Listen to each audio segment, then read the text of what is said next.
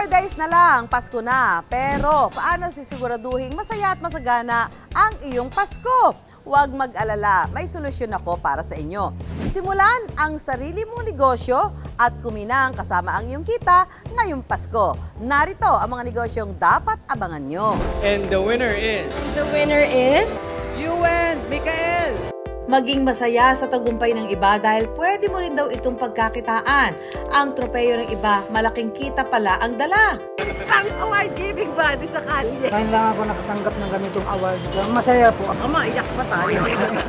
Sinisimbolize ng trophy yung achievement na nagawa ng isang tao. Ito yung magre-remind sa mga tao na na-meet ko yung goal ko sa buhay. Peak season namin nag-start ng September. Siguro kumikita kami ng mga 6 digits.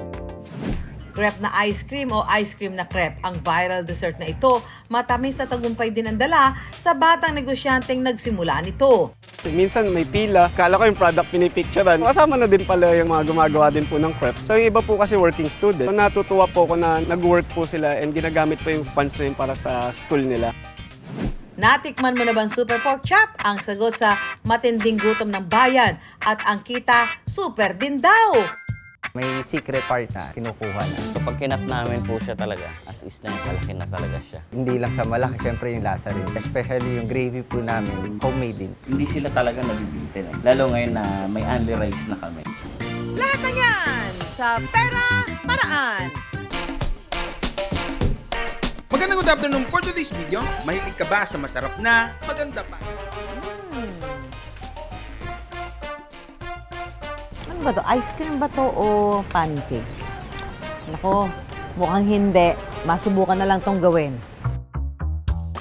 Okay, ito. Sabi doon sa video, ito lang daw eh. Mixture. Tapos lagyan natin ng tubig. Mix-mix lang natin. Mix. Tapos niyan, syempre, hindi kumpleto yan pag walang egg. Tapos mix natin. Yan. Okay, ito na. So, na-mix na natin. Lagyan na natin siya ng konting butter. Tada! Tunawin natin ang butter. Ilagay na natin itong ating mixture. Babalik na rin yung bata. Paano ba ito?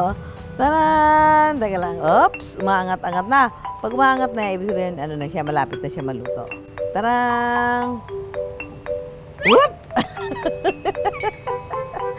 Hindi naman yata ganito yung napanood ko. Parang manipis dito yun. Yan. But, nevertheless, I tried my best. Whoop! Wow! Yan, ang pancake na hindi crepe. Wala bang ano? Parang yung worry no more na paggawa ng crepe. Kasi challenging ha. Ito hindi ko na-achieve oh. Parang 4 na crepe to eh. Sa kapal. Parang 4 na crepe. Anong nangyari? Ito. Cavite represents. Pero naman palang nabibili para mas madaling gumawa ng crepe. Bakit pa natin pahihirapan ang sarili natin? Di ba? Iyan ang pambato ng basaaristang negosyante na si Jaco.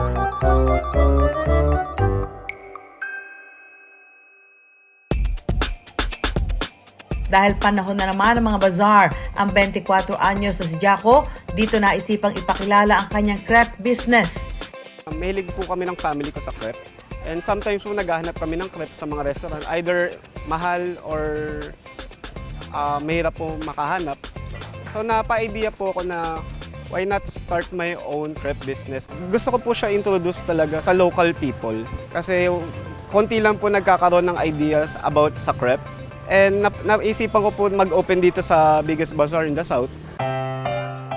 Bagito lang daw siya sa pagnenegosyo ng pagkain, kaya si Jaco katakot-takot na research ang ginawa para masimulan ang kanyang dream business. Tinry ko po siya i-start online but it's not clicking naman po. Andun po yung research and development. Just for the crepe, umabot talaga ng 3 to 4 months. So tinry ko muna mag-establish dito sa biggest bazaar in the South. And makasurvey muna ako sa mga customers ko what to improve. Si Jaco tinarget ang mga magdaraan sa bazaar. Ginawa ko po dito sa bazaar po. Tina-target ko po yung families. I give them a free sample of the product. I let other people advertise the mismong product.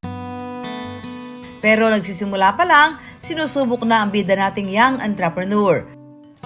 Yung doubt po talaga.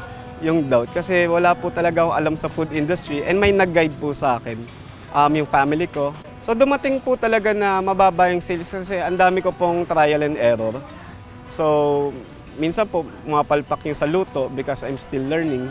Nagkamali ako sa ginawa kong recipe and then na-wastean ako ng 300 pieces. So, hindi ako nakabenta ng araw na yun. Pero sa kagustuhang ipakilala ang crepe sa masa, hindi sumuko si Jaco. When you're gonna do a business, wala po doon yung assurance, kumbaga. But for me, focus ka lang improve yung product and then learn a lot from it. Lalo na po nakaka-encounter ako, nagsaserve po ako ng mga customers, hanggang po na-introduce sa mga social media, ina-advertise po. Hanggang dumami ang kanyang suki at nag-trending pa. Bali-balita kasi sa comments, agaw pansin ang looks ng mga nasa booth ni Jaco. Yung nag-trending si Princess Tan, friend ko po, kababata, hanggang introduce niya po yung mga sister niya. So yung iba po kasi working student. So natutuwa po ako na nag-work po sila and ginagamit po yung funds na yun para sa school nila. For me, sobrang unexpected po talaga yun. Ang dating hindi click online, tumatabo na ng views at pinipilahan ng customers. So, minsan may pila. Sabi ko, bakit parang may pila? Yung pala, kala ko yung product pinipicturean. So kasama na din pala yung, yung mga gumagawa din po ng crepe. And sila po, mostly, kilala ko po talaga sila. And in-invite ko po sila kung gusto nyo maging party ng team ng Creperie Manila. Tila sugal daw para kay Jaco ang pagsisimula ng crepe business. Sakto lang yung profit, kumbaga. But here's a food. Andito po yung pagod talaga, yung todong effort, mas maraming ways. Dito ko po kinukuha yung funds para mabuhay yung negosyo. So everyday. Umabot din po kasi ng 1,000 to 2,000 na foot traffic. Kumbaga yung mga tao po. So sabi ko, makuha ko lang po yung 10% dito. Kaya ko po i-cover yung expenses. Kaya ang magkakaibigan kahit na nag-aaral pa, pagsapit ng Biyernes, Sabado at Linggo, tulong-tulong sa pagbebenta. Pag weekdays po, andun po kami ng team ko. Pinag-aaralan po namin yung outcome, yung inventory. Pag wala po kaming operation, andun po kami pinag-aaralan po namin yung negosyo. Mahalaga raw na mapaikot ng tama ang kanilang pinuhunan. 200,000 po. Andun po yung research development, yung machines, and then yung mismong sa stalls po, andun po yung trial and error. So galing po siya sa ipon, and then sa dati ko pa pong naging business. Kaya nang maging matunog online, mas pinagbuti pa raw niya ang paghawak sa negosyo. Ang kanyang sinimulan sa pabarya-baryang tubo, kumikita na ng 6 digits kada buwan. Nakapag-save po ako ng budget. Nakapag-upgrade po ako ng machines ko po. So makagawa po ako ng marami. And then, nandun pa rin po yung budget for the research and development. Pero po ng negosyo yun Parang sumasahod lang po ako sa sarili kong negosyo. Kailangan po talaga mag-budget And then less error po dun sa mismong production para mag-less din po yung costing. Mahaba-haba pa raw ang kanyang tatahakin sa negosyo. Ang laging isinasa isip ni Jaco, If you're gonna start a business, dapat gusto mo talaga yung ginagawa mo. Kasi sa negosyo nga po, magbibigay ka po ng oras magbibigay ka po ng pagod, maglalabas ka po ng pera. So sa negosyo po kasi wala po kasing assurance. Pero kumbaga kung naniniwala ka naman po sa product mo and you just keep moving forward, yung outcome naman po na nangyari din sa akin, napansin po ng ibang tao. Worth it po yung parang pagod, kumbaga. nangapaman sa pagsisimula, matagumpay naman nilang naipakilala ang negosyo at di sila tumitigil sa patuloy na pag-aaral para mapabuti pa ang kalidad ng kanilang produkto. Yan ang tamang attitude sa pagninegosyo. Halos lahat ngayon ay digital na, pero pagdating sa mga awarding, iba pa rin kapag meron ito. Ba't meron pa? Ang dami naman ito. Ano man nakalagay dito? Best in Marites. Ay, hindi ako to ha. Malalaglag ko to ha. Hindi ako to ha. And the winner is... The winner is... And the famous bida sa Taquilla goes to Ding Dong Dantes and Marian Rivera. Mula sa lokal Firefly, UN, Mikael. hanggang international awards, nagniningning ang galing ng mga Kapuso stars at syempre hindi ito kumpleto kung walang tropeo. Sa negosyong ito ni Clark Angelo Torres, mananawa ka sa awards. Patunay ito na may pera sa mga tropeyo. Sa tingin ko, sinisimbolize ng trophy is yung achievement na nagawa ng isang tao. Regardless kung sa trabaho man yan, o academical, or sa sports, ito yung magre-remind sa mga tao na na-meet ko yung target ko or yung goal ko sa buhay.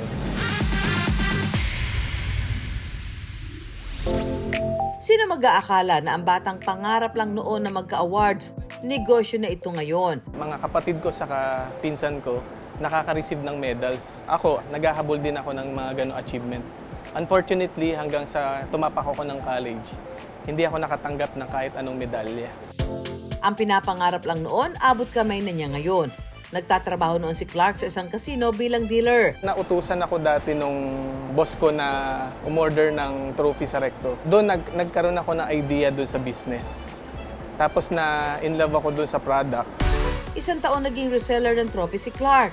Hanggang naisipang siya na mismo ang gumawa ng mga ito. 20,000 pesos ang naging puhunan niya rito. Nung nakaipon ako, nag-decide ako na mag-set up na ng manufacturing. So iniisa-isa, nag-ipon ako ng mga machines. Tapos ang maganda, marami ding naniwala sa akin ng mga laborer na sumama sa akin, kaya nabuo ko itong Award Central. Dito na nagsimulang lumago ang kanyang negosyo. Kung ikukumpara siya nung trader ako, siguro ang margin ko lang nun nasa 10%. Pero nung manufacturing na ako, nasa gross na ako ng 30%. Ano tawag dito sa business na to? Awards, recognition gifts. Paano mo nakita na malaki ang potential itong business na to? Nakita ko kasi halos lahat ng companies nagbibigay sa mga employees. So, parang pang-motivate nila sa mga employees. Oo. Sa mga... Doon mo nakita na, promising ito. Yes. Ano yung peak season? Peak season namin nag-start ng September hanggang December. Most companies doon nagsisimula yung mga... Itong season na yung awarding ceremonies, mga Christmas parties. Nagulat ako dahil biglang may pa-award itong si Clark para sa akin. Ay! My gosh! Ano naman? Ganda naman yan. I'm so yellow there.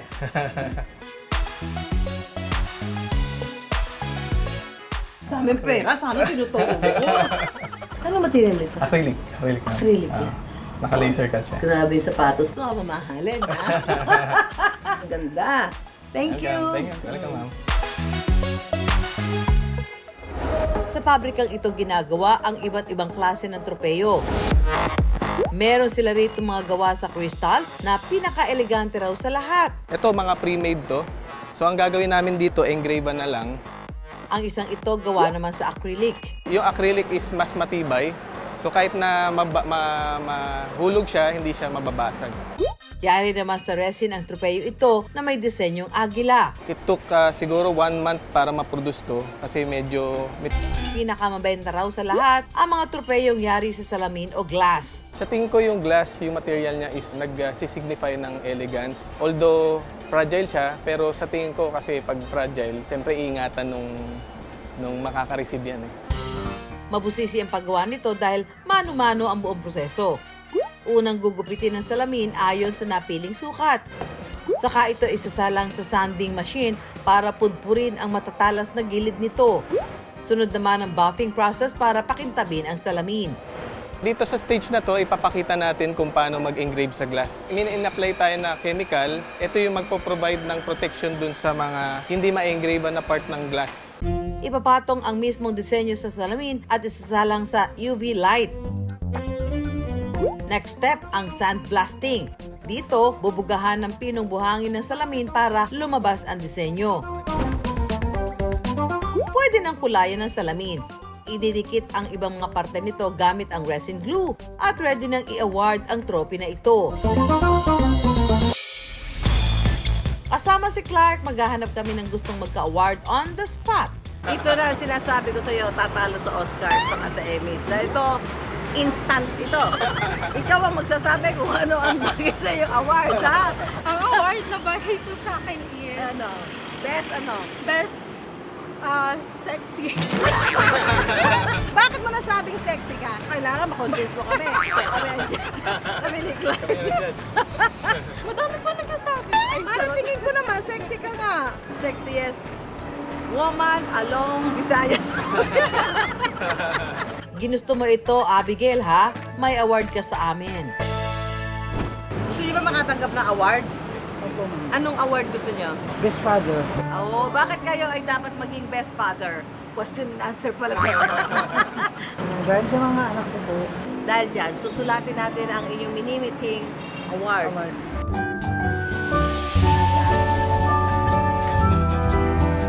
ngayon lang ako nakatanggap ng ganitong award. Masaya po ako. Maligayang maligaya po. Ama, iyak pa tayo. Nakilala rin namin si Manny na isang ulirang anak. Dahil sa iyong kabutihan bilang isang anak, tatanggapin mo ang trophy na ito mula kay Clark. Clark? Instant award giving body sa kalye. May isang delivery rider ding nagpa-unlock sa aming pa-award. Best in Kabaitan, ang gustong award ni Kuya. So dahil ba sa kabaitan mo, marami ka nagiging customer? Opo, marami. Oo, dahil mabait ka nga. Anong pangalan mo? Lord Alfred Ay, mabait nga! Dahil si Lord! Mabait talaga siya, Diyos ko, Lord! Lord! Una po sa lahat, salamat po sa nagbigay sa akin ng award. Hindi ko po inasa. Kakaiyak. Sana po maging ano tayo. Maging mabait tayo sa kapwa. Pagmamahal ang pairali natin. Lord, thank you, ha? May 230 na empleyado na si Clark ngayon at kasama raw sila sa tagumpay na ito. Very fulfilling kasi nakikita mo yung mga tao na nabibigyan mo ng kabuhayan, tapos napapasaya mo yung mga customers. May branch na kami din sa Makati and Cebu. Monthly, average kinikita niyo dito sa business? Siguro kumikita kami ng mga 6 digits. Or more? Or more. During peak season? Yes. Malayo na ang narating ng pangarap na magka-award ni Clark. Since nandito na ako, sa tingin ko ito na yung hindi ko na-achieve dati. Ito na yung trophy ko. Ito na yung pinaghirapan ko for the past 3 decades ng buhay ko. Patunay ito na hindi dapat sinusukuan ng pangarap. Gaano man ito kahirap, gaano man ito kaimposibleng makamit. Dahil tulad sa pagnenegosyo, nagtatagumpay ang nagpupursigi. Hindi ako naniniwala na pera ang dahilan para magsimula ka ng negosyo. Magsisimula ang negosyo dun sa pangarap mo, dun sa dream mo, dun sa target mo sa buhay. Nakakita na ba kayo ng pork chop na mas malaki pa sa mukha ng tao? Dahil ako, nakakita na. Ito ang Super Pork Chop ng Tio Steak and Pork Chop. Yan! Naniniwala ka ba na pork chop ito? May duda ka sa akin. Parang kasya mukha natin dalawa dito ah. Ang laki nga po eh. Oh, ano, so Mas naniniwala. malaki pa sa mukha ko. Ayun ka na ba nakakita ng Yes Jericho po. pork chop? Ngayon lang ako nakakita. Ako din, Ang di ba? laki. Ito naman kuya, tignan mo naman ang pork chop na ito. Ano masasabi mo? Mas malaki pa sa mukha ko. Ilan sa tingin mo, ilang mukha mo yan? Isa't kalahati po siguro. Parang salamin. Masyadong malaki po. Naniniwala ka ba yan ay baboy? Masyado malaki, no? Opo. Parang ano nga, too good to be true.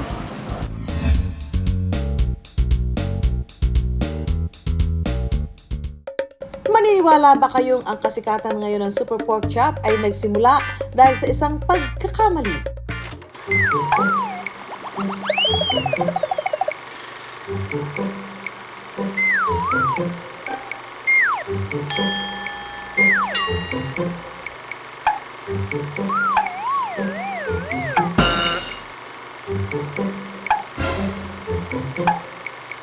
Tama yan mga mare at pare dahil ang maling order napunta sa tamang tao. Natikman, nasarapan, ipinost at nag-viral online. Pak ganern!